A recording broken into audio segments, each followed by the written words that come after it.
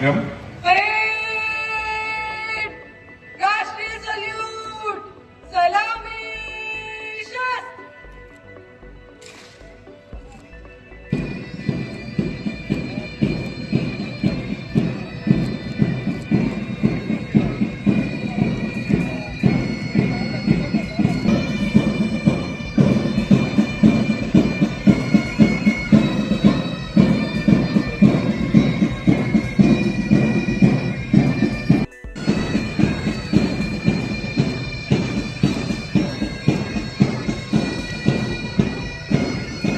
विनायक सिंह सैनी जी इस सज धजी जीप में सवार होकर उनके साथ आदरणीय Shri Sanjay Singh ji DG law and order, वो उनके साथ मेरी आपसे विनती है जहां जहां भी ये वाहन जहां से गुजरे जोरदार तालियां बजाकर आप स्वागत कीजिएगा, अभिनंदन कीजिएगा और अपने उपस्थिति का इजहार कीजिएगा। जोरदार तालियां। माननीय मुख्यमंत्री महोदय से आग्रह करूंगा कि हमारे बीच सम्मान पूर्वक यहाँ विराजमान स्वतंत्रता सेनानियों के परिजन और युद्ध वीरांगनाएं हैं, कृपया आंदोलन के योद्धा नहीं बजे तालियां बजाते रहिएगा। आपकी तालियां बजती रहनी चाहिए, बजती रहनी चाहिए और बजती रहनी चाहिए। सबसे आगे आ रहे हैं हरियाणा पुलिस अकेडमी का ये महिलाओं का पुलिस दल, मैडम मनजीत के नेतृत्व में अभिवादन करता हुआ और उस सिलसिले को आगे बढ़ा रहे हैं डिस्ट्रिक्ट लेडी पुलिस झांसी का ये दल, मैडम सुलोचना PSI के नेतृत्व में अभिवादन करते हुए कदम से कदम और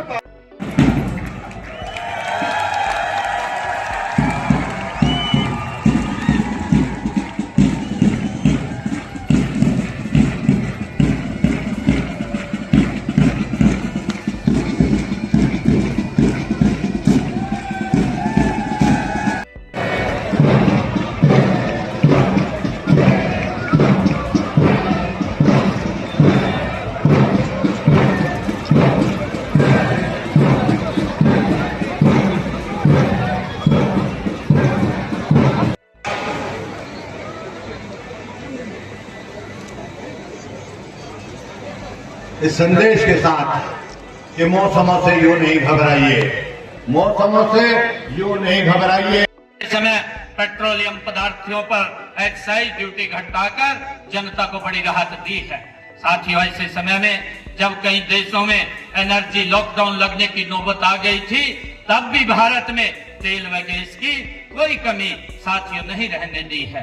भाइयों बहनों, राष्ट्र की इस प्रगति यात्रा में हरियाणा प्रदेश का भी महत्वपूर्ण योगदान है।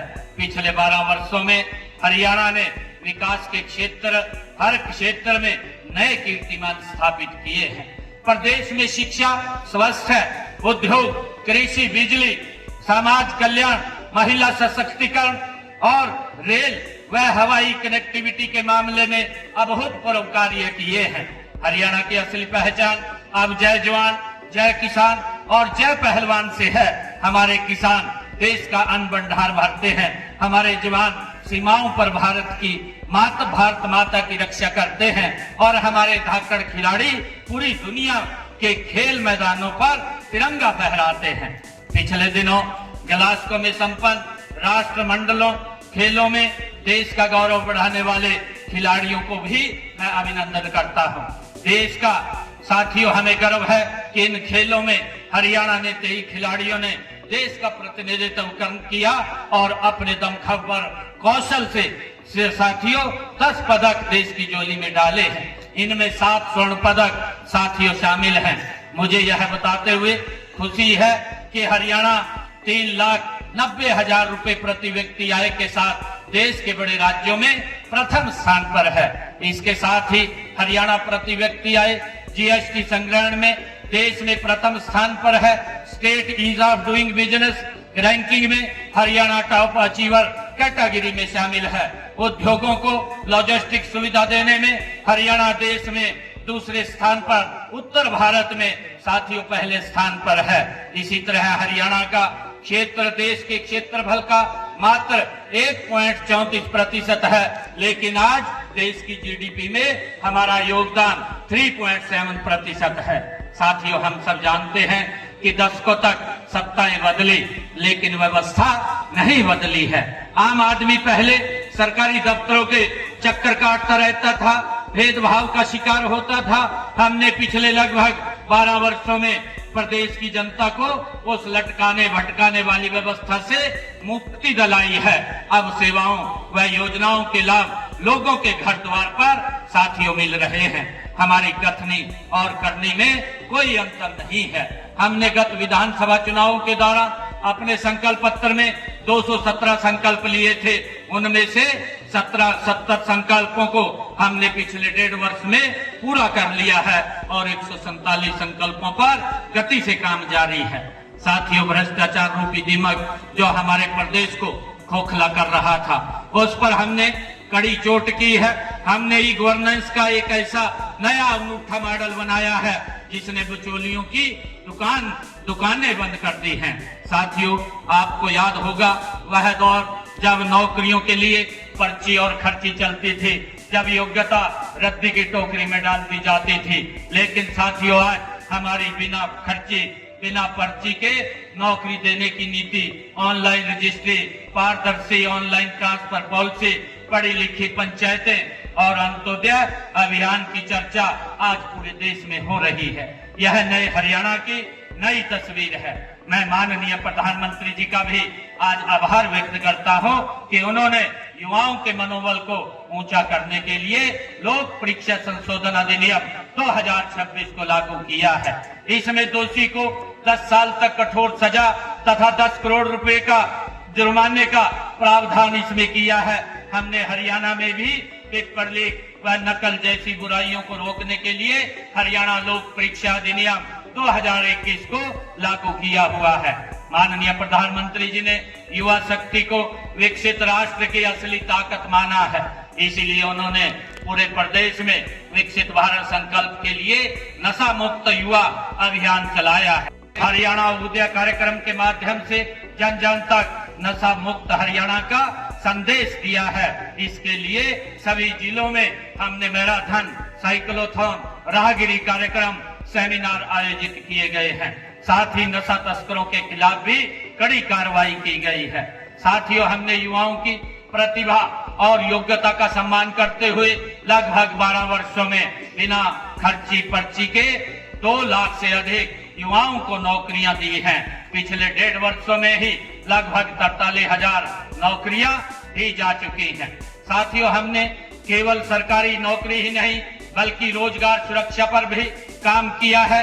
हमने कानून बनाकर हरियाणा कौशल रोजगार निगम के तहत कार्यरत युवाओं के भविष्य को सुरक्षित किया है। युवा साथियों, प्रदेश के युवाओं को रोजगार सक्षम बनाने के लिए 1,56,000 युवाओं को कौशल प्रशिक्षण भी दिया गया है।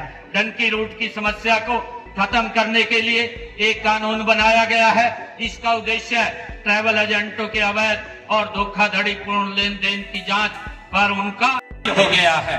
एक समय था जब भारत दुनिया से तकनीक मांगता था। आज हम अपनी उन्नत तकनीक के बल पर न केवल मिसाइलें बना रहे हैं बल्कि हमने सूर्ययान, चंद्रयान और मंगलयान जैसे मिशन भी पूरे किए हैं।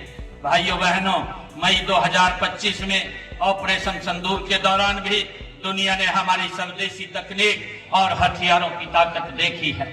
यही नहीं, हमारी सेना ने ऑपरेशन महादेव चलाकर पहलगाम के गुनाहगारों को उनकी करने की सजा भी दी है। आज हमारा रक्षा क्षेत्र आत्मनिर्भरता की दिशा में तेजी से आगे बढ़ रहा है। मेक इन इंडिया और स्वदेशी अभियान ने तो आयातक से निर्यातक राष्ट्र की ओर अग्रसर किया है। अंतरिक्ष रक्षा, सेमीकंडक्टर, ग्रीन एनर्जी, एआई जैसे क्षेत्रों में हमारी उपलब्धियां उल्लेखनीय हैं। पिछले दिनों माननीय प्रधानमंत्री जी जींद से सोनीपत तक देश की पहली हाइड्रोजन ट्रेन चलाकर ऊर्जा क्षेत्र में एक नई सौगात को दी है। साथियों, माननीय अज्ञात शहीदों को अपने श्रद्धा सुमन अर्पित करता हूँ। राष्ट्र कवि रामधारी दिनकर जी ने उनकी स्तुति में कहा है, जला अस्थियां बारी बारी, चिटकाई जिनमें चिनगारी, जो चढ़ गए पुण्य वेदी पर, लिए बिना गर्दन का मोल, कलम आज उनकी। हमें गर्व है कि आजादी की लड़ाई में हरियाणा वासियों ने भी अग्रणी भूमिका निभाई है। 1857 की क्रांति तो अंबाला छावनी से शुरू हुई थी। इस क्रांति के शहीदों की स्मृति को चिरस्थायी बनाने के लिए अंबाला में 22 एकड़ भूमि पर अंतरराष्ट्रीय स्तर का एक शहीदी स्मारक बनाया गया है। यह नई पीढ़ियों को देश के लिए त्याग, सेवा और कुर्बानी की प्रेरणा देता रहेगा। साथियों, आजादी के बाद भी हरियाणा के वीरों ने देश की सीमाओं की सुरक्षा में बड़े बलिदान दिए हैं। हमारे वीर जवानों ने 1962, 1965 व 1971 के विदेशी आक्रमणों तथा ऑपरेशन कारगिल युद्ध के दौरान वीरता की नई मिसाल पेश की है। वीर सैनिकों का सम्मान करना हमारा परम कर्तव्य है। इस फर्ज को निभाते हुए हरियाणा सरकार ने शहीद सैनिकों व अग्निवीरों की एक्स ग्रेशिया ग्रांट 1 करोड़ रुपए की है। दिव्यांगता की स्थिति में 35 लाख रुपए तक दिए जाते हैं। शहीदों के 423 आश्रितों को नौकरी भी दी है। भाइयों बहनों, मुख्यमंत्री के रूप में स्वतंत्रता दिवस पर ध्वजारोहण का मेरा तीसरा अवसर है। मेरा परम सौभाग्य है कि मुझे हरियाणा के नए बने 23वें जिले हांसी में ध्वजारोहण का ये अवसर मिला है। मैं यहाँ के नागरिकों को जिला बनने की हार्दिक बधाई और शुभकामनाएं देता हूँ। हमने हांसी को विकसित क्षेत्र बनाने के लिए इसे जिला बनाया है। इस जिले में प्रशासनिक कार्यों के सुचारू संचालन के लिए अब तक 471 पद स्वीकृत किए गए हैं। यहाँ के 50 बिस्तर वाले अस्पताल को अपग्रेड करके 100 बिस्तर का बनाया है। विकास कार्यों को गति देने के लिए लोक निर्माण विभाग के नए मंडल और उपमंडल स्थापित किए गए हैं। साथियों, वीर भूमि हांसी का इतिहास ये गौरवशाली रहा है। कभी हिंदुस्तान की दलहीज के रूप में विख्यात हांसी के लोगों ने 1857 में प्रथम स्वतंत्रता संग्राम के दौरान महान बलिदान दिए हैं। यहाँ की लाल सड़क अंग्रेजों के नरसंहार की आज भी साक्षी है। अंग्रेजों ने यहाँ आजादी के अनेक मतवालों को गिरडी फेर कर कुचलवा दिया था। साथियों, आप यह भी जानते हैं कि 1857 में हांसी के लाला हुक्मचंद कानूगो और मिर्जा मुनीर बेग को अंग्रेजी शासकों ने फांसी के फंदे पर उनके मकान के सामने लटका दिया था। उनकी यातनाएं यही नहीं रुकी। धर्म पर चोट करने के लिए लाला हुक्मचंद को दफनाया गया और मिर्जा मुनीर बेग को जलाया गया। मैं इस वीर भूमि को नमन करता हूँ। भाइयों बहनों, आजादी के इस पर्व पर हम अपने उन राष्ट्र नायकों, सीमा प्रहरी सैनिकों, वैज्ञानिकों, अन्नदाता किसानों, उद्यमियों, मेहनतकश कामगारों के प्रति भी गहन कृतज्ञता व्यक्त करते हैं, जिन्होंने अपनी प्रतिभा, साहस, मेहनत के बल पर भारत को दुनिया की बड़ी शक्ति के रूप में खड़ा कर दिया है। आजादी का यह पावन पर्व उपलब्धियों का जश्न मनाने का दिन भी है। हमारा सौभाग्य है कि आज देश का नेतृत्व कर्मयोगी, कर्तव्यनिष्ठ, दूरदर्शी और यशस्वी प्रधानमंत्री श्री नरेंद्र मोदी जी कर रहे हैं। वे एक तपस्वी की भांति राष्ट्र सेवा में लगे हुए हैं। इसी का परिणाम है कि पिछले 12 वर्षों में देश की तस्वीर बदली है, लोगों की तकदीर बदली है। हमें गर्व है कि आपके राज्य की खबरें, आपके शहर की खबरें सबसे पहले जानने के लिए देखते रहें अमर उजाला। चैनल को सब्सक्राइब जरूर कर लें और पाएं हर अपडेट।